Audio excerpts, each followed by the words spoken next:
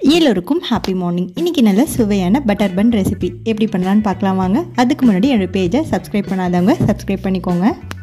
நான் இன்றைக்கி இதை மாதிரி குட்டி குட்டி பன் எடுத்திருக்கேன். உங்ககிட்ட பெரிய பன் இருந்தால் கூட நீங்கள் அது கூட எடுத்துக்கலாம். அதை இதை மாதிரி கட் பண்ணி எடுத்துக்கோங்க. எல்லா பன்னையும் பட்டரை 2 சைடும் அப்ளை பண்ணிக்கோங்க.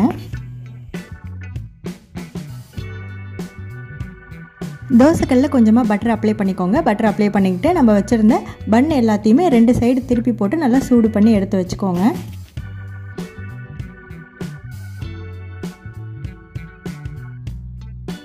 உங்களுக்கு எக்ஸ்ட்ரா பட்டர் வேணும் அப்படின்னாலும் இதை மாதிரி அப்ளை பண்ணி எல்லா பட்டரும் மெல்ட் ஆகிற அளவுக்கு 2 பக்கமும் திருப்பி போட்டு வேக வச்சு எடுத்துக்கோங்க.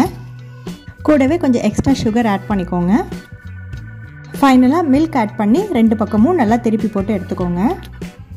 சர்வ் பண்ணுறதுக்கு முன்னாடி கொஞ்சமாக சுகர் ஆட் பண்ணி பால் ஆட் பண்ணி சர்வ் பண்ணுங்கள். சூப்பராக இருக்கும். கண்டிப்பாக ட்ரை பண்ணி பார்த்துட்டு கமெண்ட்ஸில் சொல்லுங்கள். எல்லோருக்கும் ஹேவ் அ நைஸ் டே.